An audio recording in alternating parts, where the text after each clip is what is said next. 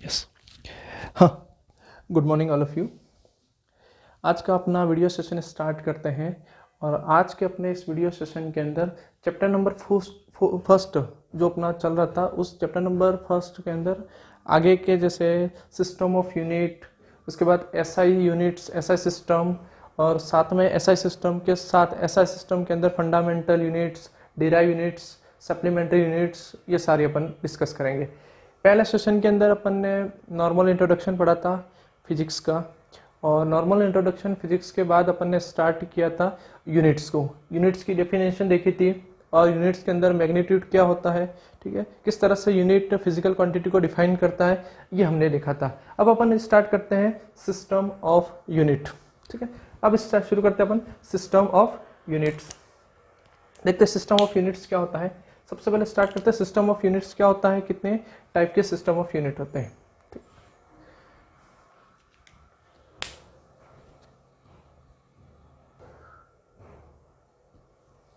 System of unit देखते हैं अपन system of unit को।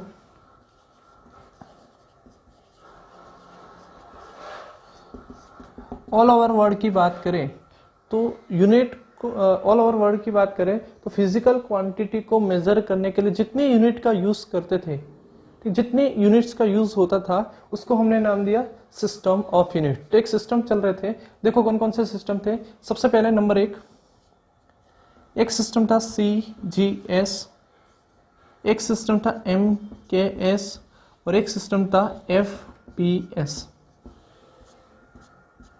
इस तरह से ये तीन सिस्टम ऑफ यूनिट चल रहे थे, CGS, MKS और FPS। ये system of unit CGS, MKS और FPS तीन टाइप के सिस्टम अपने चल रहे थे। CGS को अगर डिफाइन करें तो C स्टैंड्स फॉर, C का मतलब यहाँ पर क्या होगा, सेंटीमीटर। G अगर देखें तो G ग्राम के लिए और S का मतलब होता है सेकंड। उसी तरह से MKS को अगर देखें तो MKS के अंदर हो जाएगा M stands for metre, K kg kilogram, K kg kilogram और S यूज होगा सेकंड के लिए, ठीक। तीसरा सिस्टम अगर देखें FPS के अंदर देखें फुट, पाउंड और तीसरा हो जाएगा सेकंड, ठीक है।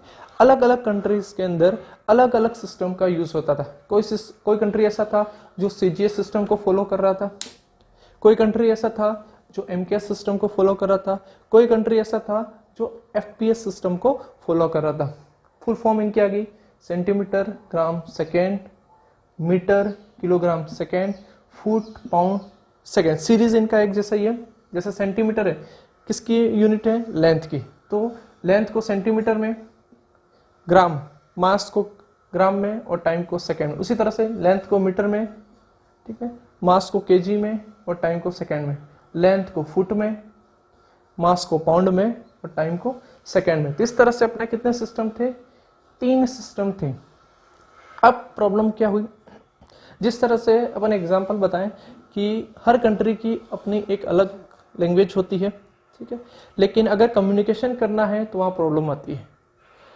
अगर कोई बेसिक या कोई एक लैंग्वेज कॉमन नहीं होती तो फिर कम्युनिकेशन के अंदर प्रॉब्लम आती है। कितने भी कंट्री हैं सबकी अलग अलग लैंग्वेज है, लेकिन एक लैंग्वेज कॉमन होनी चाहिए, एक स्टैंडर्ड लैंग्वेज होनी चाहिए। वो स्टैंडर्ड लैंग्वेज कौन सी होती है, इंग्लिश। कौन सी होती है, इंग्लिश। उसी तरह से यहाँ पर भी बहुत ज़्यादा कन्फ्यूज़न था, ठीक है। अलग अलग सिस्टम यूज होते थे तो बीच में कन्फ्यूज़न ज़्यादा था और कोई एक फिक्स यूनिट्स नहीं थी जो पूरे ऑल ओवर वर्ल्ड में चले, जिसके अंदर अगर इन सारी यूनिट्स को उसके अंदर कन्वर्ट करना आना भी चाहिए, एक फिक्स यूनिट का यूज़ करना चाहिए और उन सारी यूनिट्स को एक दूसरे के अंदर कन्वर्ट करना आना चाहिए। अब इसमें जो कंट्री CGS यूज़ कर रहा था, ठीक है, वो MKS के बारे में ज़्यादा जानता नहीं था। जो MKS यूज़ कर रहा था वो FPS सिस्टम के बारे में नहीं जानता था, तो एक दूसरे सिस्टम के बारे में जानते नहीं थे, तो कम्युनिकेशन में वही प्रॉब्लम थी। तो इन्होंने क्या किया कि इन सारे यूनिट सिस्टम को तो रहने दिया, ठीक है, इनको तो कुछ नहीं चेंज किया, इन सारे यूनिट सिस्टम को एक यूनिट सिस्टम बना दिया और जिसको हमने नाम दिया SI सिस्टम, ठीक है।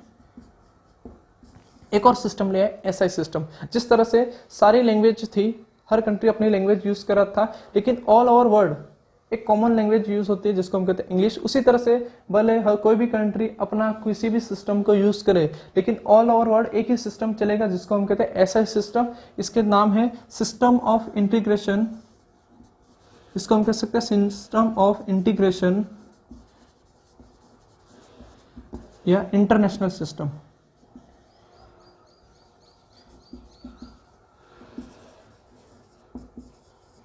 ठीक है, सारे सिस्टम को जोड़कर बनाया इसलिए इसका नाम क्या रखा है, सिस्टम ऑफ इंटीग्रेशन। और पूरे वर्ल्ड का है इसलिए नाम क्या है, इंटरनेशनल सिस्टम। तो दोनों नाम इसी के हैं, एसआई सिस्टम को। ठीक है, अब पूरे अगर वर्ल्ड की बात करें तो कौन से सिस्टम को फॉलो करेंगे, एसआई सिस्टम को। अगर आपकी कंट्री का, किसी कंट्री का अपना अलग से सिस्टम है तो उसे एसआई सिस्टम में कन्वर्ट करना आना चाहिए। तो बाकी सारे सिस्टम के जितने भी यूनिट थे उन सबको एसआई सिस्टम में कन्वर्जन करना देखा। ठीक है, तो एसआई सिस्टम बेसिकली होता कौन सा, ये एमकेएस सिस्टम होता है, उसी को हमने कन्वर्ट कर दिया एसआई सिस्टम के अंदर। एसआई सिस्टम की बात करें तो एसआई सिस्टम के अंदर लेंथ को हम मेजर करते हैं मीटर में। ठीक है, एसआई सिस्टम को लेंथ को किसमें मेजर करते हैं, एसआई सिस्टम के अंदर मीटर में। उसी तरह से मास को अगर मेजर करना है तो मास को हम मेजर करते हैं केजी, किलोग्राम में, और टाइम को हम मेजर करते हैं सेकेंड में। ये एमकेएस सिस्टम था, उसी को हमने कन्वर्ट करके एसआई सिस्टम बना दिया। अब जब भी बात करते हैं यूनिट की तो हम डायरेक्ट लिखते हैं एसआई सिस्टम ऑफ यूनिट। ठीक है, SI system of physical quantity. किसी भी फिजिकल क्वांटिटी की बात करते हैं तो हम उसकी कौन सी यूनिट देखते हैं, एसआई यूनिट। ठीक है, तो साथ जितने भी फिजिकल क्वांटिटी पढ़ेंगे उसके अंदर अपन देखेंगे इसकी एसआई यूनिट क्या होती है। तो एसआई यूनिट कौन सी होती है, इंटरनेशनल सिस्टम या फिर सिस्टम ऑफ इंटीग्रेशन, दोनों ही पॉसिबल है नाम इसके। कौन कौन सी होती है जिसके अंदर अभी तो अपन ने देखी तीन, कौन कौन सी, लेंथ, मास और टाइम। इसके अलावा इसको भी कैटेगराइज किया एसआई सिस्टम को। अगर एसआई सिस्टम की कैटेगरी के अंदर देखें तो एसआई सिस्टम की कैटेगरी के अंदर नंबर 1 आती है फंडामेंटल यूनिट्स। नंबर 1 आती है फंडामेंटल यूनिट्स। नंबर 2 होती है derive units. Number 1 fundamental units, number 2 derive units, और नंबर 3 जिसको हम कहते हैं सप्लीमेंट्री यूनिट्स।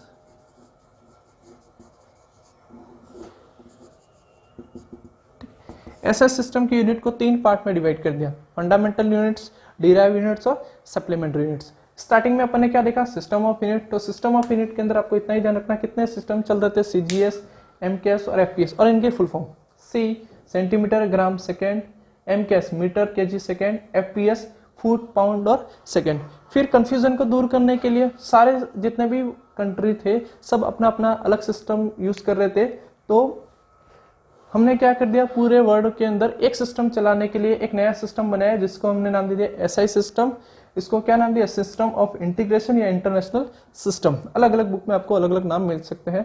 इसके अंदर लेंथ को किस में मेजर करते हैं, मीटर में, मास को केजी में, टाइम को सेकंड में। ये नॉर्मल बेसिक मैंने आपको एग्जांपल बताया एसआई सिस्टम का। ठीक है, कितने पार्ट में डिवाइड किया एसआई सिस्टम को, 3 पार्ट में, fundamental units, derive units and supplementary units. अब इन तीनों के बारे में पढ़ते हैं कि फंडामेंटल यूनिट्स कौन कौन सी होती है। ठीक है, उनको फंडामेंटल में क्यों रखा, इसके बाद डिराइव यूनिट्स कितनी होती है, किस तरह से बनती है, और लास्ट में तीसरी कौन सी है, सप्लीमेंट्री यूनिट्स। तो इन तीनों की आप हेडिंग डाल दे एक बार, फंडामेंटल, डिराइव और सप्लीमेंट्री यूनिट्स।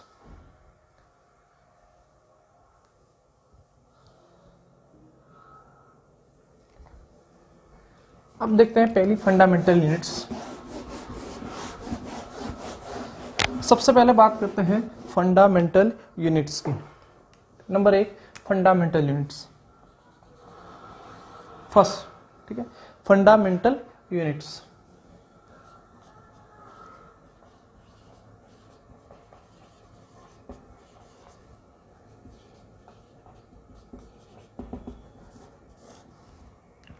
ठीक है, अब देखो फंडामेंटल यूनिट्स का मतलब ऐसे यूनिट्स, ठीक है, मतलब जो यूनिट जो पूरे सिस्टम का बेस हो।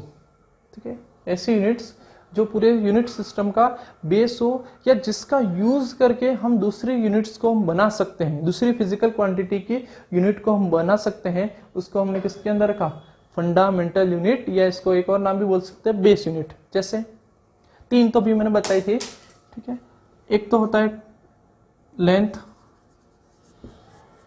ठीक है, एक मैंने बताया था लेंथ, नंबर 1, नंबर 2 मास, और नंबर 3 टाइम। और इनकी देखिए प्रॉपर्टी कि फंडामेंटल यूनिट्स की प्रॉपर्टी क्या आती है, तो एक तो ये बेस यूनिट होती है, किसी पे डिपेंड नहीं करती, किसी और यूनिट्स पे डिपेंड नहीं करती, इंडिपेंडेंट होती है, जिसको हम लिख सकते हैं इंडिपेंडेंट यूनिट्स, बेस यूनिट बोल सकते हैं इसको, बेस यूनिट्स। और क्या लिख सकते हैं, इंडिपेंडेंट यूनिट्स।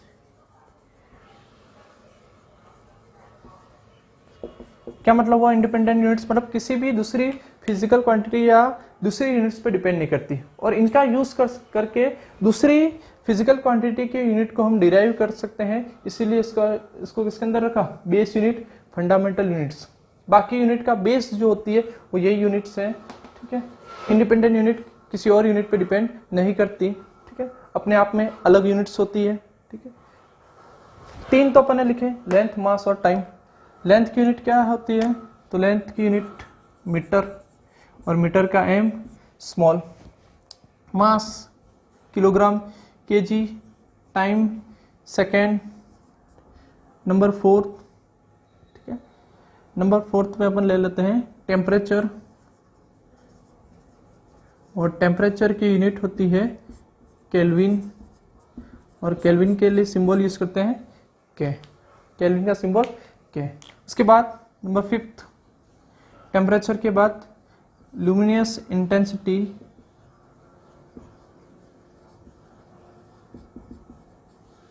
इसकी यूनिट यूज करते हैं कैंडेला, और कैंडेला का सिंबल होता है CD। नंबर 6 इलेक्ट्रिक करंट, और इसकी यूनिट यूज करते हैं एम्पियर। इलेक्ट्रिक करंट यूनिट क्या होती है, एम्पियर, एम्पियर के लिए ए। और नंबर 7 अमाउंट ऑफ सब्सटेंस,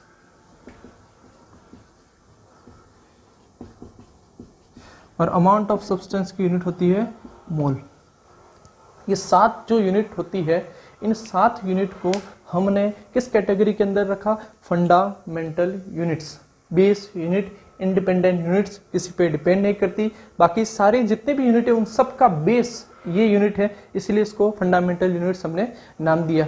किसी और यूनिट पे डिपेंड नहीं करती, जबकि बाकी की जो दूसरी यूनिट है वो इन्हीं यूनिट का यूज करके हम बनाएंगे, इसीलिए इसको किसके अंदर रखा, फंडामेंटल यूनिट्स के अंदर। कितनी फिजिकल क्वांटिटी है इसके अंदर, 7 फिजिकल क्वांटिटी है, और 7 फिजिकल क्वांटिटी की 7 unit, length, mass, time, temperature, luminous intensity, electric current और अमाउंट ऑफ सब्सटेंस, और इनकी unit metre, KG, second, kelvin, candela, ampere और मोल, ठीक है।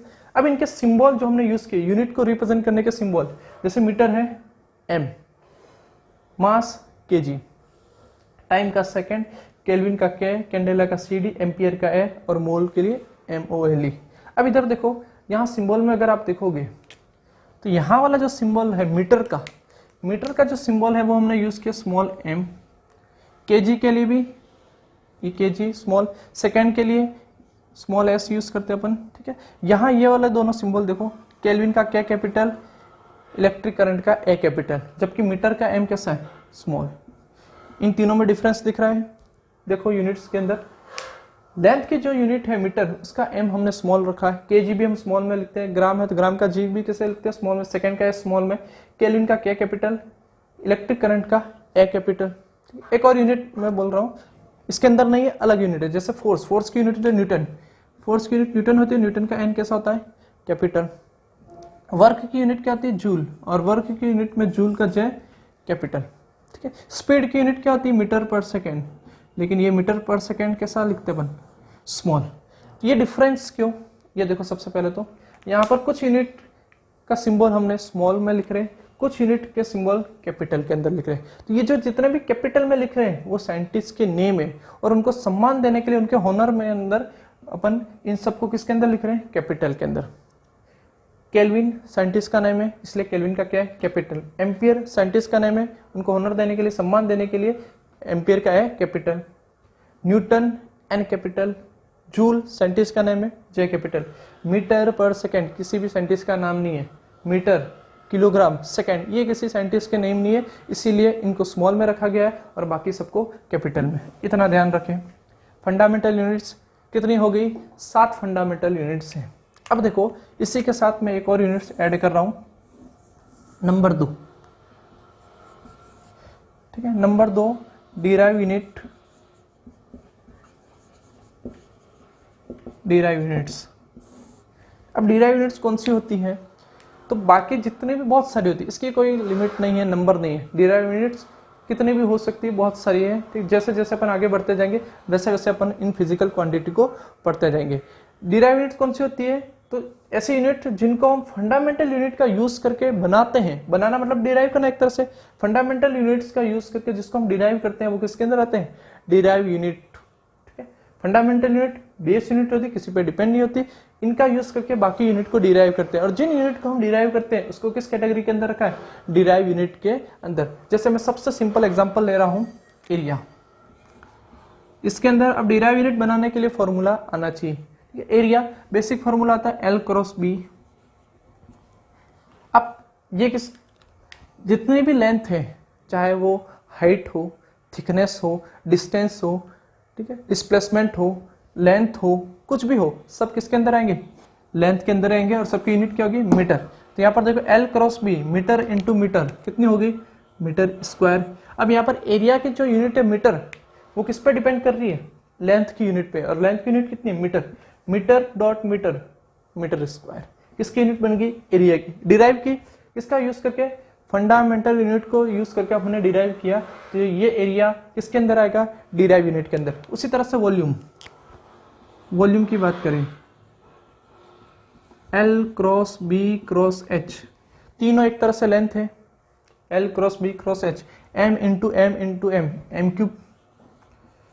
वॉल्यूम को हम, वॉल्यूम की यूनिट को हमने डिराइव किया किसका यूज करके, फंडामेंटल यूनिट का यूज करके। तो ये जो मीटर है वो फंडामेंटल में जाएगा, और इस मीटर का यूज करके जितनी भी यूनिट बनेगी वो किस में जाएगी, डिराइव यूनिट के अंदर। ठीक है, और भी अपन देखते हैं, जैसे स्पीड, और एग्जांपल की तरफ आते हैं। स्पीड फॉर्मूला क्या होता है स्पीड का, डिस्टेंस अपॉन टाइम। फॉर्मूला आना चाहिए डिस्टेंस अपॉन टाइम। फॉर्मूला नहीं आता है, डिराइव यूनिट नहीं बना सकते। डिस्टेंस, लेंथ है मीटर, टाइम सेकेंड, तो स्पीड की यूनिट हो जाएगी मीटर पर सेकेंड।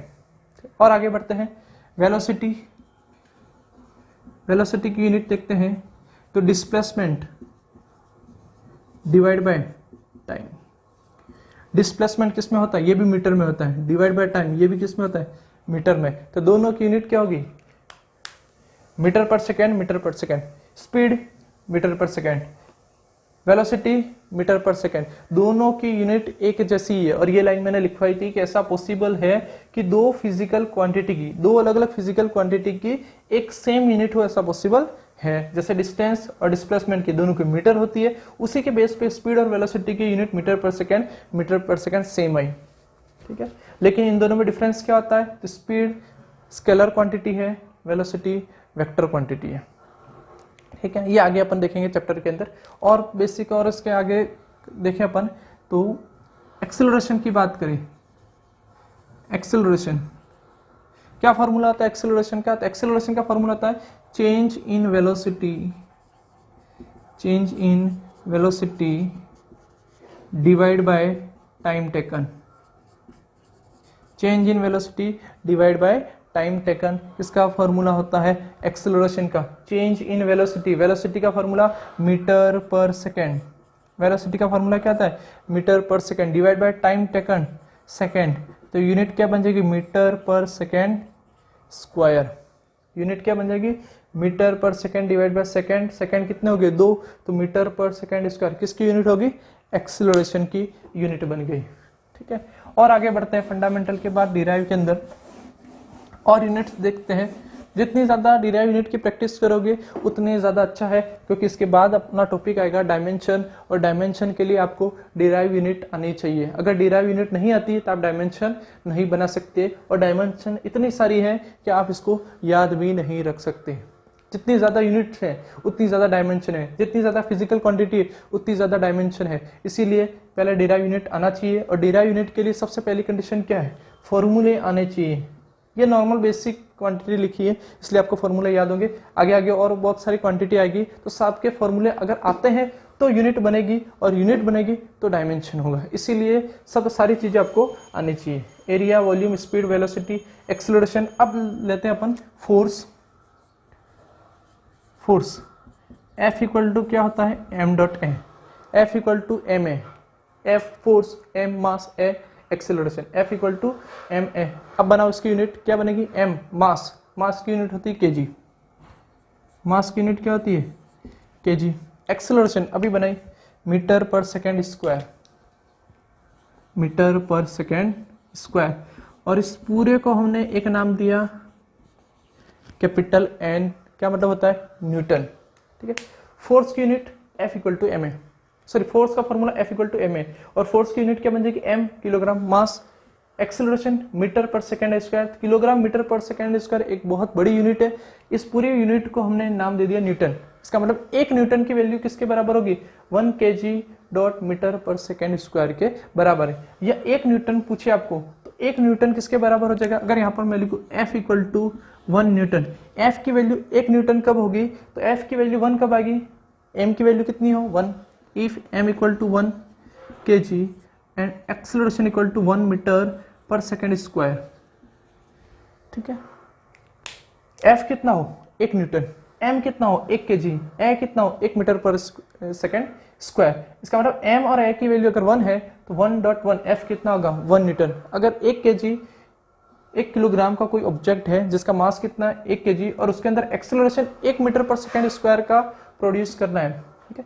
1 kg मास की कोई ऑब्जेक्ट है और उसके अंदर एक्सेलरेशन 1 मीटर पर सेकेंड स्क्वायर का बनाना है हमको, तो उसके अंदर फोर्स कितना लगाना पड़ेगा, 1 न्यूटन का फोर्स लगाना पड़ेगा। और आगे देखते हैं अपन और यूनिट के अंदर, जैसे फोर्स के बाद अपन ले लेते हैं वर्क। वर्क की बात करते हैं। ठीक है। वर्क का फॉर्मूला आता है F dot S. W equal to F dot S, force into displacement, और फोर्स इंटू डिस्प्लेसमेंट को हम कहते हैं वर्क। फोर्स की यूनिट अभी हमने बनाई, या तो इसको मैं लिख सकता हूँ MAS। ठीक है। F equal to M A होता है, ये रहा F equal to M A, तो MA into S. M kg, A metre पर second square, dot S displacement क्या हो जाएगा, मीटर। तो यहाँ यूनिट क्या बनेगी, kg मीटर स्क्वायर पर सेकेंड स्क्वायर, और kg मीटर स्क्वायर पर सेकेंड स्क्वायर को नाम क्या दिया, जूल।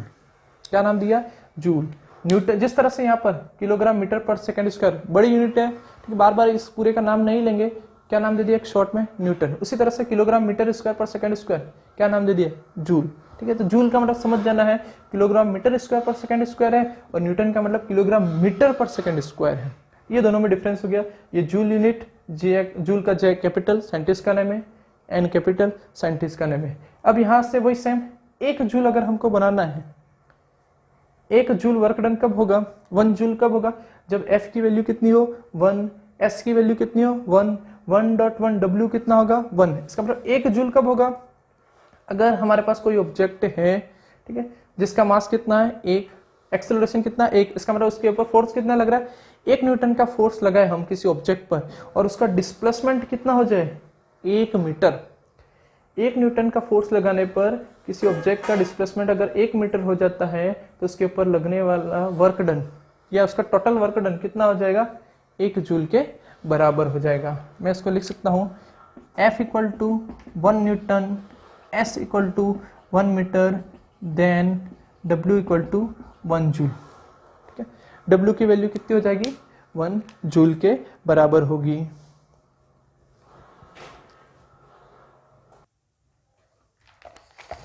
अब देखिए इसको आगे,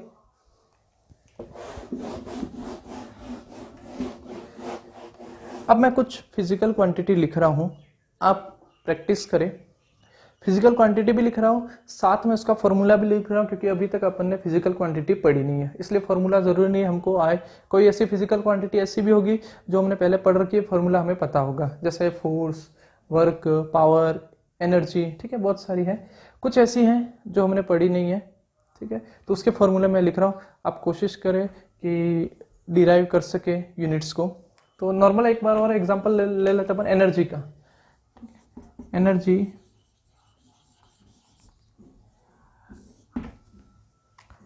एनर्जी 2 टाइप की होती है। Number 1 kinetic energy, number 2 potential energy. लेकिन एनर्जी का फॉर्मूला तो एक ही, यूनिट तो एक ही है, फॉर्मूले भले दो है लेकिन एनर्जी की यूनिट एक ही है। अगर काइनेटिक एनर्जी देखें तो इसका फॉर्मूला आता है हाफ एम वी स्क्वायर, और पोटेंशियल एनर्जी देखें तो इसका फॉर्मूला आता है M G H.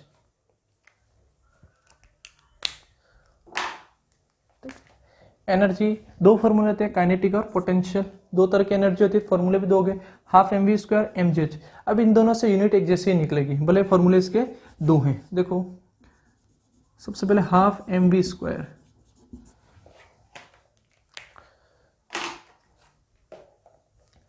One upon two, कोई मतलब नहीं है, कांस्टेंट है।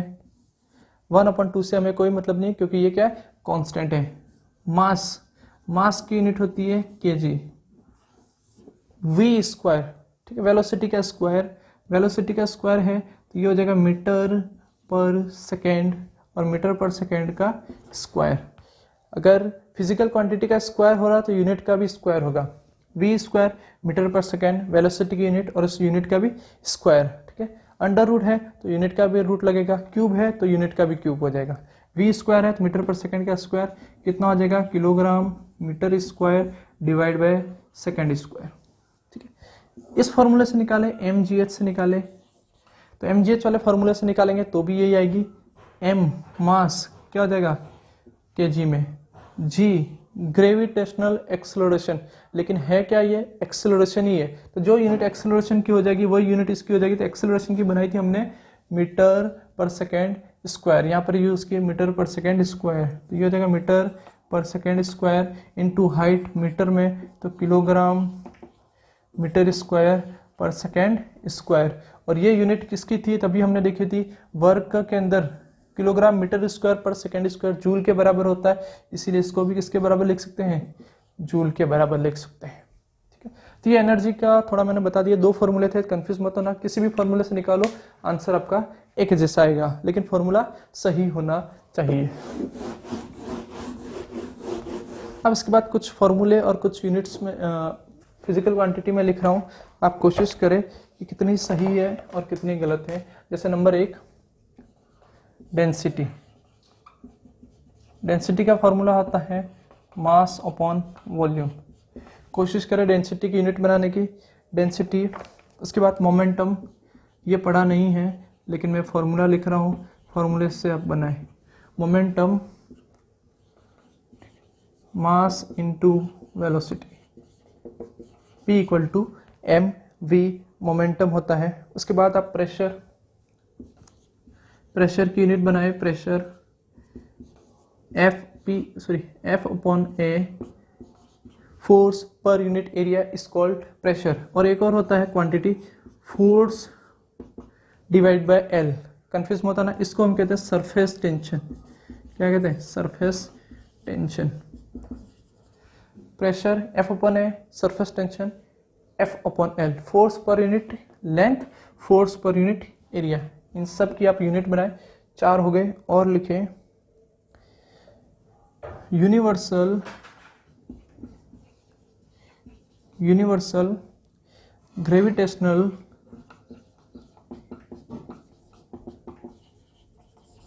कांस्टेंट, और इसको शॉर्ट में कहते हैं अपन कैपिटल G, और इसका फॉर्मूला आता है F dot R square upon M1 dot M2, ठीक है। F dot R square R distance, F force, M1 M2 mass है, दो मास है तो M1 M2, ठीक है। उसके बाद वर्क एनर्जी की मैंने करवा दी आपको, ये टोटल कितने हो गए, 1 2 3 4 और 5, ठीक है। पावर, उसके बाद पावर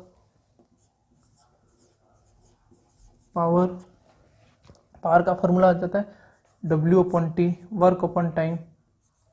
तो वर्क की यूनिट आपने पहले बना रखी है, दिए टाइम से डिवाइड कर दीजिए तो आ जाएगा ये, ठीक है। उसके बाद सरफेस टेंशन मैंने लिखवा दिया आपको, ठीक है। उसके बाद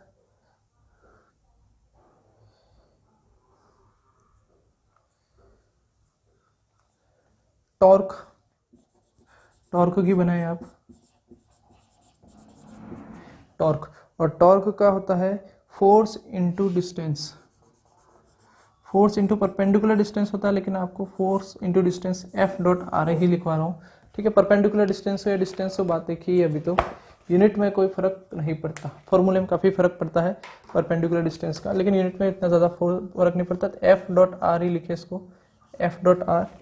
और इसके अलावा कुछ ऐसी है जो 12th की है इस टेबल के अंदर, तो वो भी हमको पढ़नी नहीं है, जब अपन 12th का पढ़ेंगे उसके अंदर देखेंगे, ठीक है। बाकी इलेक्ट्रिक फ्लक्स, ये पोटेंशियल, कैपेसिटर, ये सारी 12th की है, लगभग मैंने लिखवा दी है। इनका कोशिश करें, इसको कोशिश करें बनाने की। नेक्स्ट वीडियो में मैं इनके आंसर बता दूंगा। 1 density mass upon volume, momentum mass into velocity, pressure force upon area, 3 surface tension force divide by L, 4 universal gravitational constant G F into R square upon m1 dot m2, power work upon time, और torque force into perpendicular distance, तो distance के लिए use किया है small R, F dot R. 1 2 3 4 5 6 और 7, इन 7 unit का आप कोशिश करें और फिर देखें नेक्स्ट वीडियो के अंदर कि 7 में से कितने आपके आंसर सही है और कितने गलत है।